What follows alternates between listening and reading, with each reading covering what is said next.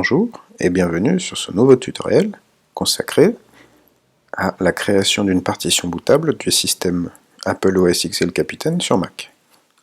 Alors, les prérequis, ça va être donc d'être sur un système Mac, d'avoir le fichier d'installation OS X El Capitan qui fait 6 Go 2 sur l'App Store, d'avoir une partition de minimum 8-10 Go, 10 Go c'est plus conseillé, et d'avoir un accès à l'utilisateur administrateur du Mac.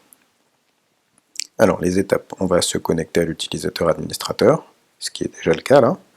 On va formater la partition dédiée avec l'utilitaire de disque, et on va faire une commande dans le terminal, justement, pour créer la partition.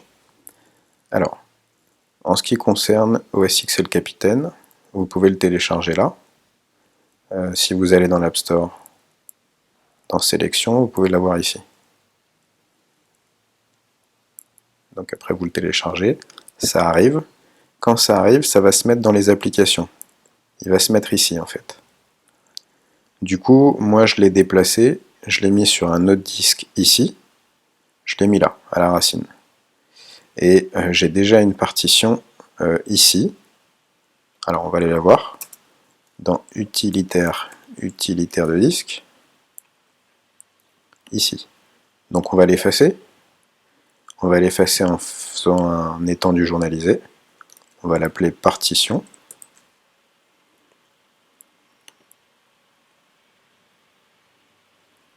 Ok, donc elle s'appelle bien partition, elle a bien changé ici. On fait OK. On peut quitter l'utilitaire. Une fois que c'est fait, on va venir sur le terminal. On est bien en administrateur. Alors, si je fais groups, ici je suis bien admin.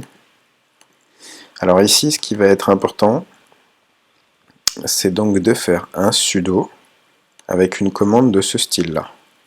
Sudo, le chemin de l'application, donc le fichier OS X installer, d'ailleurs c'est plus Yosemite, c'est El Capitan, content, ressources, create media installation. Alors si on regarde sur ce fichier, donc justement vous pouvez faire afficher le contenu du paquet, on peut aller dans content, ici on va dans ressources, et en fait c'est ce fichier là qu'on va utiliser pour créer la clé bootable. Donc c'est lui à qui on va passer des arguments. Du coup, on va faire un sudo. Alors si vous avez comme moi d'autres partitions, vous allez dans volume, C300, et là vous retrouvez votre installeur. Voilà. Donc on va dans content, ressources, create media installation.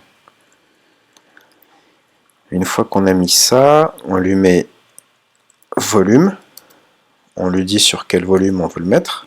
Donc moi je l'ai appelé partition. Et on va lui mettre application pass.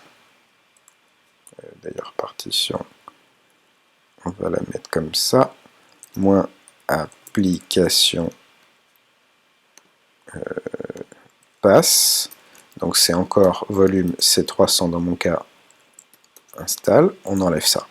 Là on a la commande correcte. Par contre ce qu'on va faire, c'est qu'on va mettre un time devant, pour calculer le temps de la commande, parce que c'est long en fait. Sudo time. Donc là, si j'appuie, il va me demander normalement le mot de passe administrateur, qu'il est nécessaire d'avoir. Voilà.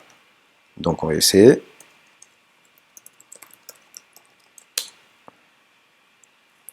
Donc est-ce que vous voulez supprimer tout ce qu'il y a sur la partition? Yes. Il érase et il commence à installer donc l'arborescence de l'installeur macOS sur la partition, qui s'appelle partition.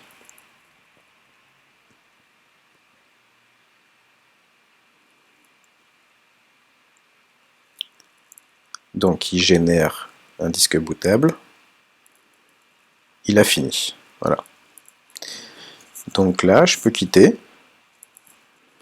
Je peux fermer ça. Et si je vois bien, elle s'appelle plus partition, elle s'appelle Install OS X El Capitan. Quand on regarde dedans, on a bien l'installeur. Il fait bien 6 Go 2. Et si je double-clique, depuis un système Mac, j'ai donc bien la capacité de le réinstaller.